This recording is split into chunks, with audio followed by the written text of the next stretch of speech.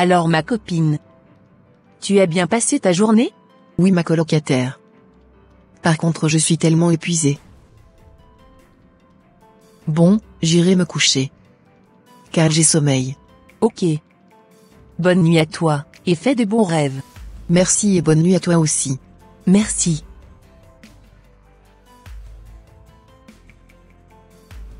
Je venais de faire un rêve très atroce. J'irai partager ce rêve avec ma colocataire. Alors? Qu'est-ce que tu as? Je pensais que tu dormais. Si. Je dormais. Par contre, je venais de faire un rêve atroce. Tu ne fais que rêver, seulement. De toute façon, je suis habituée à écouter les rêves que tu fais. Raconte-moi tout alors.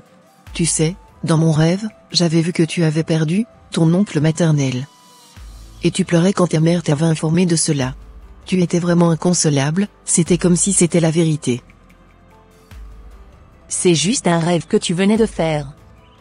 Je pense que cela n'arrivera pas. Tu sais quoi? J'aime beaucoup mon oncle.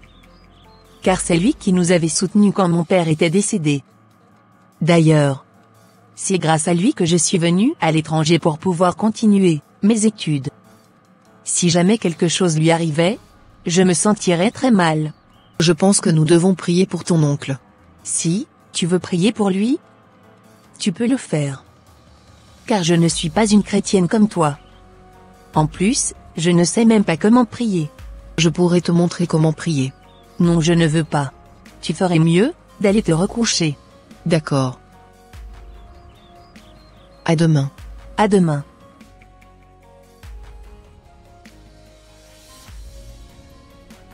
Je n'arrive pas à y croire qu'il nous a quittés.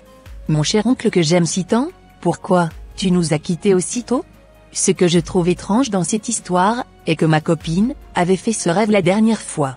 Je sais à présent que c'était comme un signe du ciel qu'elle m'annonçait. Mais qu'est-ce qu'elle a, ma copine? Ça va? Non, ça ne va pas. Qu'est-ce qui se passe? Car depuis tout à l'heure, tu n'arrêtais pas de pleurer.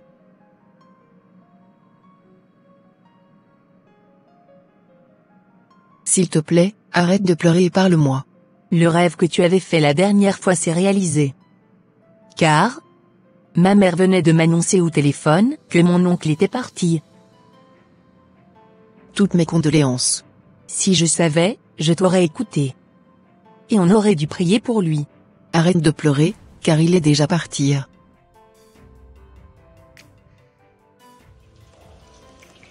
Je pense que cette fille a un don de vision. La majorité des rêves qu'elle fait se réalisent toujours. Si moi j'étais à sa place, j'allais rapidement devenir une voyante et commencer à bien gagner ma vie avec cela. J'irai la voir pour lui expliquer un peu les profondeurs de ma pensée. J'ai quelque chose à te dire. Je t'écoute. Je pense que tu as un don particulier que tu devais commercialiser. Tu veux dire quoi par là? J'avais constaté que la majorité des rêves que tu faisais s'accomplissait toujours. Comme tu avais fait un rêve sur mon oncle, et cela s'était aussi réalisé, je me suis dit que tu pourrais commencer par donner des révélations aux gens. Comme ça, en retour, ces personnes te payeront pour tes services. Je ne te comprends toujours pas. Tu sais? Aujourd'hui, la majorité des chrétiens aiment qu'on leur donne des révélations sur leur avenir.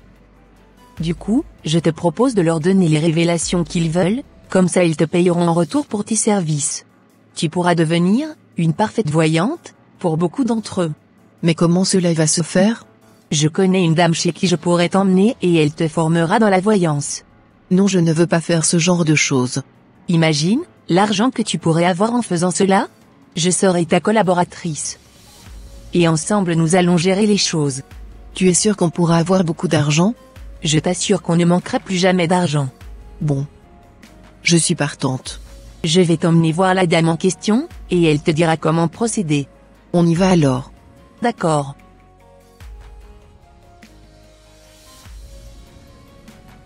Tu peux la dire de venir. D'accord. Alors qu'est-ce qu'elle a dit? Tu peux aller la voir. J'ai le cœur qui bat très fort. T'inquiète pas, elle ne va rien te faire de mal. Courage à toi. Merci. Vu ce que je venais d'entendre sur elle, je pense qu'elle doit avoir un don particulier de vision. Cependant je vais m'accaparer de ce don. Comme ça, elle pourra travailler pour moi, et j'aurai encore beaucoup plus d'argent. Je vais la faire devenir une grande voyante, professionnelle. Comme ça, de temps en temps, elle se déguisera en prophétesse pour séduire les enfants de Dieu dans les assemblées.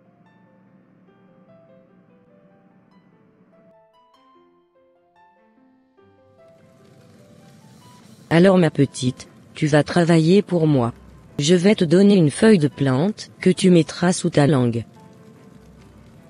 À chaque fois que tu auras une personne devant toi, tu pourras décrire tout son passé et lui prédire son avenir. Car l'être humain aime connaître tellement ce qui se passera dans le futur. Par tes paroles, tu réconforteras ceux qui sont désespérés, et en retour ces personnes te donneront beaucoup d'argent. De toute façon, le jour que tu feras face à des difficultés, tu viendras me voir, et je te trouverai une solution. Ok, ça marche, on fait comme ça. Dans quelques mois, tu reviendras ici me remercier, car tu auras tellement d'argent. Je suis très contente. Tu n'as qu'à respecter mes règles et tout ira bien pour toi. Je vous promets que je suivrai vos instructions à la lettre. Bonne chance à toi. Merci. Ah, j'oubliais. Ne dis rien à personne. Ce qui se passe ici doit rester un secret. Ne vous en faites pas. Je ne dirai rien à personne. Parfait ma fille. Bonne mission, à toi alors.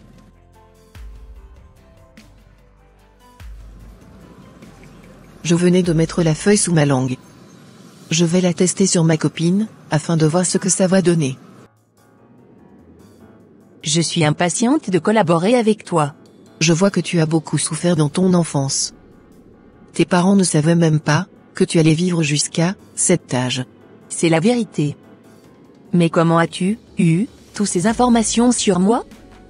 Car je ne t'avais jamais raconté mon histoire? Waouh, ça marche. Mais qu'est-ce qui marche? En fait, j'ai juste essayé de faire ce que la dame m'avait dit. Par ailleurs, je constate que ça marche. Quoi? Tu as essayé ça sur moi? C'était pour voir comment ça marchait. Alors, qu'est-ce qu'elle t'a donné? C'est un secret.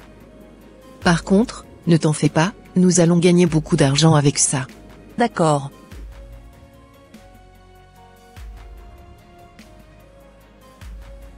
Depuis que j'avais commencé par faire ce métier, je ne manque absolument plus de rien. Plusieurs personnes m'invitent par-ci par-là pour leur donner des révélations. Mon agenda est déjà rempli de rendez-vous. Vraiment, je ne pouvais jamais imaginer que plusieurs personnes tomberaient dans mon filet si facilement. Je me rends vraiment compte que les chrétiens d'aujourd'hui ne lisent pas leur Bible. Car s'ils connaissaient la parole de Dieu, ils auraient discerné que je n'étais pas une prophétesse, mais plutôt une voyante. Bon, j'irai prendre ma collaboratrice avec moi, afin qu'on aille voir les clientes de la journée. Comme la vie est belle. Depuis que j'ai acheté cette voiture, je revis. La voyance paye énormément. C'est grâce à toi que ma vie a changé. Heureusement que tu m'avais écouté. Et oui, ma copine. Alors, où allons-nous maintenant? J'ai un rendez-vous avec une dame qui n'arrivait pas à faire d'enfant. Je vais essayer de faire quelque chose pour elle. Par contre, j'aimerais que tu m'attendes dans la voiture. D'accord. Je vais t'attendre dans la voiture. Le mari de cette dame a énormément d'argent. J'aimerais bien profiter de cet argent. Comme elle veut à tout prix avoir d'enfants, je vais la dire que c'est son mari qui a des problèmes d'infertilité. Comme ça, elle quittera son foyer. Et moi, je m'accaparerai de son mari, afin de pouvoir bien profiter de son argent.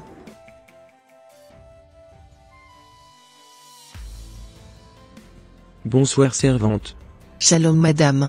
Avez-vous trouvé une solution pour ma situation? Oui. Que dois-je faire alors? Vous savez quoi? Le problème ne vient pas de vous. D'où vient le problème? Le problème vient de votre mari. Si vous ne le quittez pas, vous n'auriez jamais d'enfant dans votre vie. Mais je ne peux pas quitter mon mari? D'ailleurs, si vous ne le quittez pas, vous risquez aussi de perdre votre vie. De grâce, ne dites rien à votre mari. Ne vous inquiétez pas. Je ne vais rien lui dire. Bon, je vais partir. Ok. Merci de vous avoir déplacé, pour venir me voir. Je vous ferai un virement bancaire ce soir. Ok, ça marche. Au revoir. Au revoir. Comment vais-je faire maintenant? Je ne veux pas quitter mon mari. Et en même temps, j'aimerais avoir un enfant. Je ne sais vraiment plus quoi faire. Bonsoir monsieur. Bonsoir servante. Alors vous nous avez trouvé une solution? Sans vous mentir, c'est votre femme qui a des problèmes d'infertilité. Et elle a beaucoup de problèmes en elle. Ah bon? J'ai beaucoup de choses à vous dire, envoyez-moi un SMS, et on en discutera par la suite. Ok, ça marche. Bon. J'irai voir ma seconde cliente. Bonsoir servante. Shalom, sœur. Dès que j'étais entrée ici, tout à l'heure, j'avais, aussitôt, remarqué qu'il y avait un esprit qui agissait, en ce lieu. Raison pour laquelle, les clients ne viennent plus acheter chez toi. Par ailleurs, je vois aussi que, tu n'es pas bien psychologiquement. Vous avez raison. Car je ne vais pas du tout bien ces derniers temps-ci. Je vais prier pour toi et tout ira mieux. Merci servante. Bon. Je vais partir. Au revoir. Au revoir, et à la prochaine. Qu'est-ce que cette dame cherche? J'avais pourtant interdit à ma femme, que je ne voulais pas voir, ses 2 pieds chez moi. Ah. C'est le mari de la dame. J'ai encore la feuille sous ma langue. Je vais pouvoir lui décrire sa vie. Bonsoir madame. Bonsoir monsieur. Au revoir. Au revoir. Normalement, dès que je l'avais approché, je devrais voir ce qui se passait dans sa vie. Bizarrement, je n'ai rien vu. Je pense que ce monsieur doit beaucoup prier, énormément. Je dois faire attention avec lui, sinon il risquerait de me démasquer. Mais qu'est-ce que cette femme est venue faire ici? As-tu oublié que je t'avais dit que je ne voulais pas la voir? S'il te plaît, ne te fâche pas. Elle était juste venue constater ce qui n'allait pas en ce lieu. Je le pressens dans mon esprit, que cette femme ne venait pas de Dieu. De toute façon, tôt ou tard, tout le monde saura la vérité à propos de cette femme. Je suis vraiment persuadé qu'elle n'est pas de Dieu.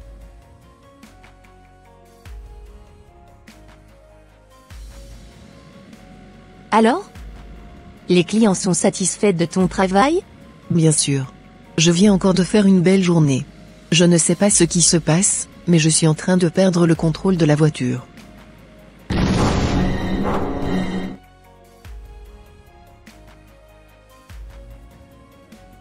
Alors madame, ça va? Oui docteur, ça va beaucoup mieux. D'accord, ça marche. Gloire à Dieu car vous avez retrouvé votre mémoire. Et ma copine? Est-ce qu'elle va bien? Je suis désolé mais elle n'a pas survécu à l'accident. Elle avait perdu la vie. Oh non. Elle ne méritait pas de mourir. Docteur, j'ai constaté à mon réveil, des 5 mois de coma, que mes 2 jambes ne fonctionnèrent plus. Je suis encore désolé de vous annoncer que vous avez perdu la mobilité de vos jambes. Donc vous allez pour le restant de votre vie rester sur un fauteuil roulant. Oh mon Dieu. Combien de temps j'ai déjà fait dans cet hôpital? Vous êtes dans le 6e mois? Je pense que c'était la colère de Dieu qui s'était déclenchée sur nous ce jour-là. Car je n'avais pas compris ce qui s'était passé, ce jour-là, pour que je perde le contrôle de la voiture. Excusez-moi. Cependant j'espère que vous allez vous repentir, car si le Seigneur Jésus-Christ vous a gardé encore en vie, c'est pour que vous puissiez vous repentir, du mauvais œuvre que vous étiez en train de faire, dans le passé. Je vous en supplie. Acceptez Jésus-Christ dans votre vie pour de vrai. Vous avez raison. J'avais détruit plusieurs mariages à cause des fausses révélations que je donnais. Je soutirais de l'argent à ceux qui venaient me voir, pour avoir beaucoup d'argent. Me voici aujourd'hui sans mes 2 jambes. Voilà les conséquences de mon acte. L'amour de l'argent a complètement détruit ma vie. Oh mon Dieu. Pardonne-moi tout le mal que j'avais fait. Ne m'abandonne pas Seigneur, car je n'ai que toi seul dans ma vie d'aujourd'hui. Je te promets Seigneur que dès que je sortirai de l'hôpital, je consacrerai tout le reste de ma vie, à témoigner de la grandeur et louer jusqu'à la fin de mes jours. Hosanna, à toi Seigneur. Chers frères et sœurs en Christ, faisons très attention, par rapport aux révélations. Ce n'est pas parce qu'une personne nous révèle des choses sur notre vie qu'il vient forcément de Dieu. Nous devons développer le discernement dans ces temps troubles de la fin, pour ne pas tomber dans les pièges de l'ennemi.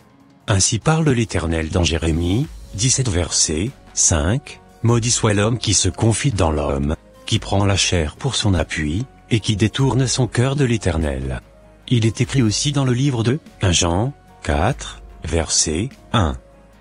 Bien-aimés, n'ajoutez pas foi à tout esprit, mais éprouvez les esprits, pour savoir s'ils sont de Dieu. Car plusieurs faux prophètes sont venus dans le monde. Soyons comme les chrétiens de Béret. Analysons, et vérifions toujours, si ces révélations viennent de la part du Seigneur Jésus-Christ. Par ailleurs, donnons toujours la première place de notre cœur, à notre Créateur. Et voilà mes frères et sœurs, ça sera tout pour cette vidéo. Si cette vidéo vous a plu, n'hésitez pas de mettre un j'aime, de la commenter, et de la partager à votre entourage, afin qu'une seule âme soit sauvée, et restaurée. Et s'il vous plaît n'oubliez pas de vous abonner à la chaîne Les Ateliers d'André, pour ne rater aucune de nos prochaines vidéos. Que Dieu vous bénisse et vous protège. Votre sœur Pélagie. Et votre frère André.